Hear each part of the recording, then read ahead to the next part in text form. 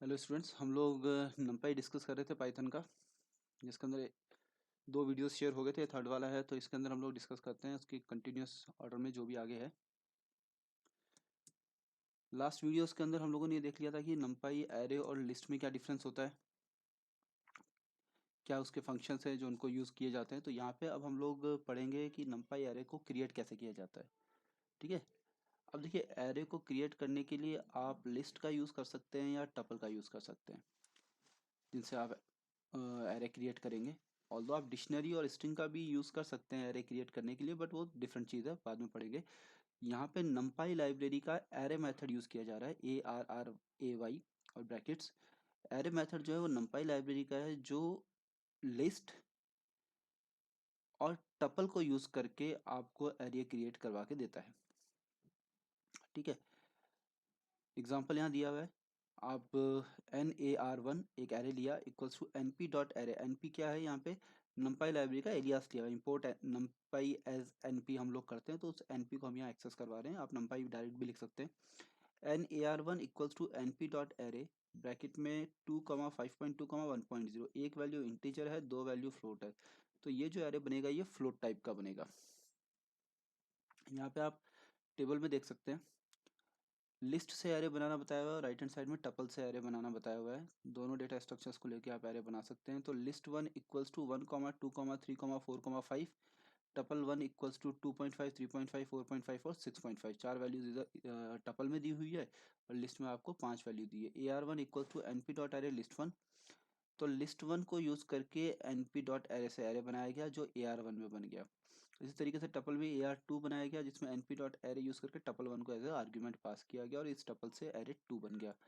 जो हमने प्रिंट करवाया, print type AR1 dot D type AR1 dot item size. तो देखिए टाइप AR1 का हमें पता है ND एरे है। AR1 डॉट डी टाइप किस टाइप की वैल्यूज है, इंटीजर वैल्यू है int 32। AR1 dot item size जो दी हुई है, अब देखिए इंटीजर जो ईच बाइट होती है वो स्टोर करता है 4 बाइट्स का लेता है, ईच वैल्यू स्टोर 4 बाइट। इसी तरीके से टपल की बात है तो प्रिंट टाइप AR2 की बात करें तो AR2 ND एरे हमें पता है AR2 dot D type floating value है, तो फ्लोट 64 आ गया। आप अगर नहीं देखें तो बाय डिफॉल्ट फ्लोट 64 और इंट 32 आएगा। AR2 डॉट आइटम साइज क्योंकि वो 64 वाला था तो आइटम साइज इसकी 8 बाइट्स की हो गई। इसी तरीके से प्रिंट AR1 किया तो AR1 की जो वैल्यूज हैं एरे की वो आ गई 1 2 3 4 5। अब एक्सेस करवाया ईच एलिमेंट पोजीशन से, तो प्रिंट AR1 जीरो पोजीशन में। देखिए एरे जो होगा लिस्ट की तरह 0 1 2 3 4 इंडेक्सिंग चलेगी फॉरवर्ड और बैकवर्ड में -1 से। तो AR1 के जीरो पोजीशन पे कौन है, 1 जो प्रिंट हो गया, और AR1 के थर्ड पोजीशन पे कौन है, 0 1 2 3 अगर करके चेक करेंगे तो 4 आएगा, तो वो 4 प्रिंट हो गया। इस तरीके से AR2 के अंदर 2.5, 3.5, 4.5 और 6.5 चार वैल्यूज हैं। प्रिंट का पी स्मॉल आएगा। AR2 स्क्वायर ब्रैकेट में 0 तो 2.5 निकल जाएगा, और AR2 3 की पोजीशन उठाएंगे तो 0 1 2 3 ये वैल्यू 6.5 आएगी। हमने गलती से यहाँ पे 4.5 लिख दिया, तो इसको हम करेक्ट कर लेते हैं। ये वाली स्लाइड है, तो यहाँ पे जो ये 2.5, 3.5, 4.5 और 6.5 है, तो एक तो ये पी स्मॉल होगा यहाँ पे, और एक ये आपका 6.5 आएगा। चलिए इसको वापस चलाते हैं, इसी स्लाइड पे चलते हैं। हाँ ठीक है, ये आपका आउटपुट चेंज हो गया। AR2 0 पे आपका 2.5 आ जाएगा, और AR2 के थर्ड पोजीशन पे 0 1 2 3 करेंगे तो you will get 6.5 answer. Next is AR3 equals to NP dot array.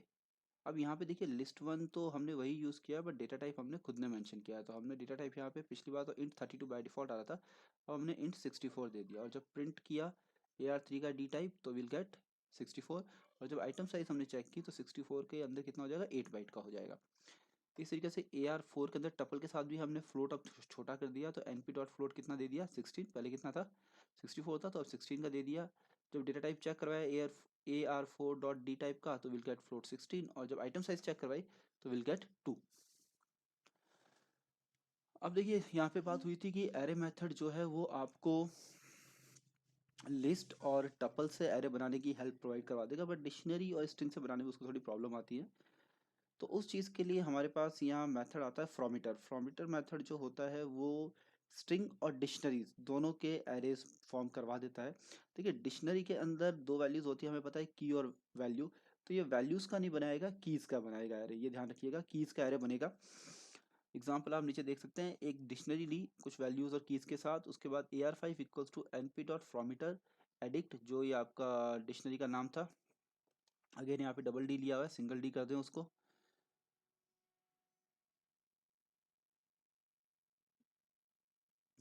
इसका ये डबल डी का नाम आ गया गलती से, ये सिंगल डी होगा। नेक्स्ट में भी देख लेते हैं क्या सेम ही नेम चल रहा हो तो कहीं गड़बड़ ना हो जाए। और तो ये नाम कहीं नहीं लिया हुआ, ठीक है, सिंगल डी वाला है। इसको वापस रन करवाते हैं प्रेजेंटेशन को।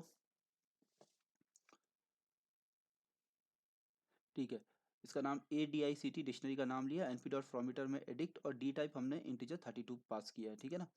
तो अब इंटीजर 32 का एरे डेटा टाइप यूज़ होगा, और कीज़ जो इसकी 1 2 3 4 है ये लेके एरे फॉर्म किया जाएगा। अब यहाँ पे ये चीज़ देखते हैं क्या कर रहा है इसने। देखिए प्रिंट किया AR5 डॉट डी टाइप, तो AR5 का डेटा टाइप क्या लिया हुआ है, int 32, तो ये आंसर आ गया int 32। और साइज़ कितनी है AR5 की, 4 बाइट, तो आपको 4 बाइट प्रिंट हो रहा है। प्रिंट AR5 का 0 और AR5 का 3, 0 और 3 पोर्शन पे कौन है देखें, 0 पे है 1 और 3 पे है 4। तो आपके आंसर्स क्या रहे, AR5 पे 1 आ गया और AR5 पे 3 पे 4 आ गया। कीज को एक्सेस करेगा ये, वैल्यूज को नहीं लेता है। और प्रिंट AR5 किया आपने पूरा एरे, तो यू विल गेट 1 2 3 4 5। ये 1 2 3 4 5 कौन है, इसकी कीज 1 2 3 4 5, वैल्यूज को नहीं लिया इसने। अब स्ट्रिंग की बात करें तो दिस इज गोना फन लिखा हुआ जो स्ट्रिंग है, इसको फ्रॉमीटर से बनाया। ASTR स्ट्रिंग का नाम, और D type equals to U2। देखिए U2 यहाँ पे यूनिकोड कैरेक्टर सेट के लिए होता है, तो जब भी आप कैरेक्टर्स की बात करेंगे तो आपको यहाँ यूनिकोड कैरेक्टर्स को ही लेना पड़ेगा। तो ये इसका डेटा टाइप हो गया। प्रिंट AR6 किया, तो अब ये एरे बन चुका है। तो this is gonna any fun जो स्ट्रिंग था पूरा एक स्ट्रिंग बना हुआ था, अब वो कैरेक्टर्स का एरे बन गया है। आप देख सकते हैं each character separated by single quotes और कॉमास, तो अब ये एक एक कैरेक्टर का एरे बन गया। जब हमने प्रिंट किया AR6 के 0 पोजीशन पे, AR6 के 4 पोजीशन पे, AR6 के 9 पोजीशन पे, तो आप देख सकते हैं क्या क्या वैल्यू निकल के आई। 0 से T निकल के आया, 4 से 0 1 2 3 4 पे आई है वो निकल के आया, और 9 पे 0 1 2 3 4 5 6 7 8 9 पे स्मॉल एन है, वो आपको रिट्रीव हो गया। तो ये टी कैपिटल आई है एंड एन इस स्ट्रिंग से रिटर्न हो गए, इस एरे से रिटर्न हुए। देखिए अब ये दूसरी बात करते हैं, यहाँ पे ए लिस्ट इक्वल्स टू ABCDE, एक एरे की लिस्ट ली है, अलग अलग कैरेक्टर्स लिए हैं अब हमने। टपल लिया 1.5 2.5 का, और एक LS2 लिया है, लिस्ट 2 एक और लिया जिसमें a into 2 minus 3 for a in range 2,6। एक फॉर्मूला लगा के किया है। a की वैल्यू जो है वो 2 से 5 तक जाएगी, तो 2 से 5 तक जब ये वैल्यू जाएगी तो आपको यहाँ कैलकुलेशन करवाएंगे, तो आपको LST की वैल्यू यहाँ ऊपर डायलॉग बॉक्स बना हुआ उसमें दिख रहा होगा बबल बॉक्स, उसमें 1357 मिल रहा है, तो LS2 की वैल्यूज 1357 जनरेट हो जाएगी इस कैलकुलेशन के बाद। ठीक है, अब इसका एरे में हम यूज करते हैं, देखिए क्या होता है। तो ND1 equals to NP dot fromiter a list comma D type equals to U1। देखिए ये वापस कैरेक्टर्स की बात आई तो हमने यहाँ क्या ले लिया, U1 ले लिया।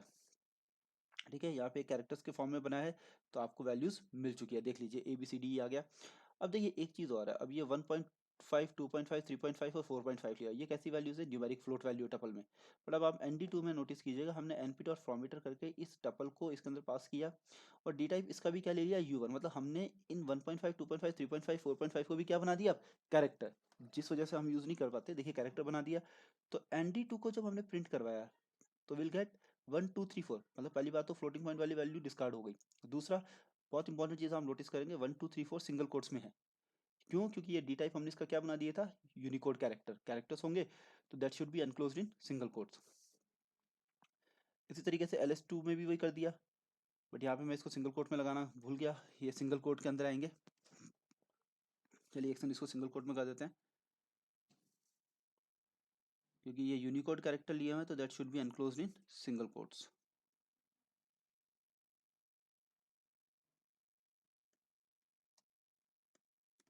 चलिए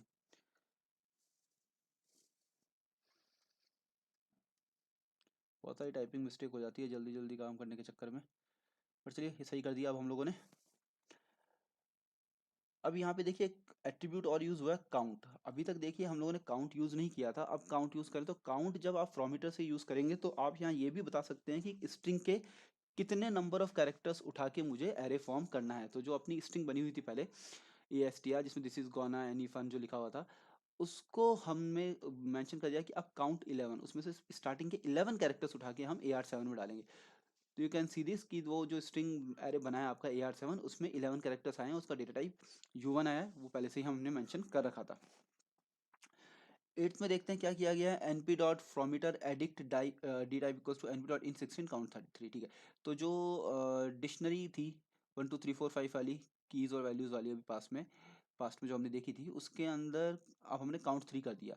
मतलब उस डिक्शनरी में 5 एलिमेंट्स थे, बट उसमें से भी अब 3 उठ के आएंगे, दैट मीन्स 1 2 3 आई थिंक निकल के आएगा। तो एरे के अंदर वैल्यू आ गई 1 2 3, और इसका डी टाइप np16 दिया हुआ है हमने। ये U1 कैसे आया, चलिए बुक में एक बार देख लेते हैं क्या टाइपिंग मिस्टेक है या बुक में ही मिस्टेक है इस चीज़ की।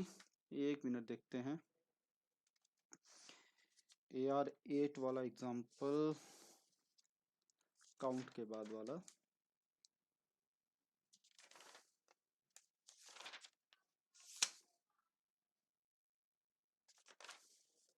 बेस काउंट, हाँ ये रहा काउंट।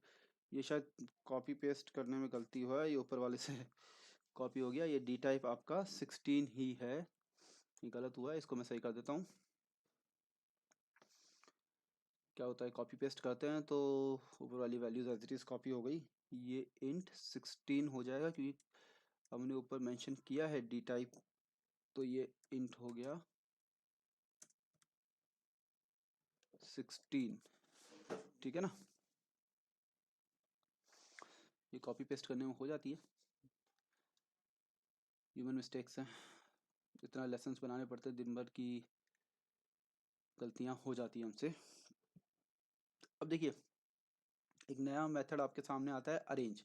हमने एरे पढ़ा, फ्रॉमीटर पढ़ा और अरेंज। ए रेंज जो मेथड है, रेंज हमें पता है, फॉर लूप वगैरह और लिस्ट में हमने पढ़ी है, जो आपको 0 से लेके n-1 तक के एलिमेंट्स निकाल के दे देता है।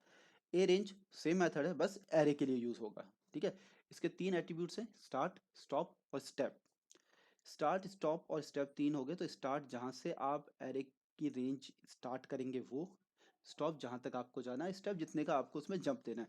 स्टार्ट और स्टेप ऑप्शनल है, आप दे या ना दे चलेगा, बट स्टॉप देना जरूरी है। अगर आपने स्टार्ट और स्टेप नहीं दिया और स्टॉप दे दिया तो 0 से लेकर स्टॉप तक की वैल्यूज की एरे जनरेट कर देगा। ये आपके सामने एग्जांपल देख लीजिए, array 5 equals to np dot a range 7 दिया, तो 0 से लेकर n-1 तक की वैल्यूज का एरे आपके सामने बन गया। बाय डिफॉल्ट उसका डेटा टाइप int 32 रहा। np डॉट ए रेंज किया 172 किया, तो 1 से लेकर 7 तक का 2 के जंप पे, और वैल्यू फ्लोट टाइप की, तो आप देख सकते हैं सभी के बाद डेसिमल पॉइंट लगा हुआ है। अब लाइन स्पेस की बात करें तो लाइन स्पेस एक ऐसा मेथड है जो स्टार्ट और स्टॉप के बीच में इक्वल वैल्यूज जनरेट करके देगा। जैसे आपने लिखा 2.5 से 5, 6, तो 2.5 से 5 तक आपको 6 वैल्यूज जनरेट करके देगा विद इक्वल डिस्टेंस और इक्वल गैप के लिए। तो 2.5, 3, 3.5, 4.5, 5.1 ऐसे करके 6 वैल्यूज इसने जनरेट करके दे दी। इसी तरीके से हमने लाइन स्पेस 2.5, 5, 8 दे दिया, मतलब 2.5 से 5 तक की वैल्यू जनरेट करनी है, और इक्वल स्पेस देके आपको 8 वैल्यूज जनरेट करनी है। तो आप देख सकते हैं 8 वैल्यूज जनरेट हो गई है विद इक्वल स्पेस। अब हम 2D एरे की बात करें तो 2D एरे भी एरे मेथड से बनाया जा सकता है। तो एरे मेथड से फिर बस बात इतनी है कि जो एरे मेथड में आप आर्ग्यूमेंट पास करेंगे लिस्ट और टपल, वो लिस्ट और टपल भी नेस्टेड होना चाहिए या 2D होना चाहिए। अब देखिए लिस्ट 1 में हमने 135, 246 एक 2D लिस्ट पास करी, ND2 में np डॉट एरे लिस्ट 1 पास कर दिया हमने, ND2 को प्रिंट कराया तो यू विल गेट 1,3,5, और दूसरी रो में 2,4,6, और इसकी शेप देखी तो 2,3, शेप बोले तो 2 rows and 3 columns. Same for this one, 2,4, 3,5, 5, 6,4 और 5,6, 4 रोज बन गई। प्रिंट किया तो 4,2, 4 रोज और 2 कॉलम्स इसके प्रिंट हो गए 2D एरे के अंदर।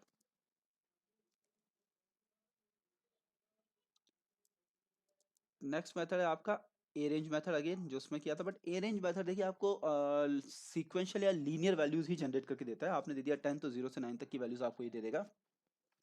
तो उसको 2D में डिवाइड करने के लिए या मैनिपुलेट करने के लिए आपको रीशेप मेथड यहाँ पे प्रोवाइड किया जाता है एनपी का, जिससे आप ये चीज़ कर सकते हैं। तो हमने लिखा A R equals to NP dot arange, यहाँ डबल आर आ गया अगेन, गड़बड़, तो,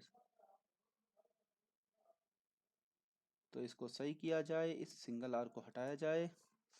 ठीक है, और फिर रीशेप को यूज़ करेंगे, तो अपन इसको एग्जीक्यूट करके देखें पहले।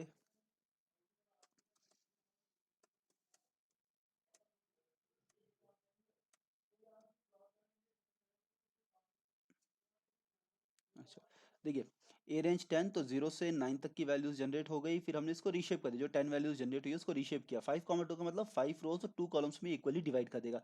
तो आप देख सकते हैं AR1 बन के आ गया। AR2 में भी हमने रीशेप किया, बट अब 5,2 ना देके 2,5 दे दिया।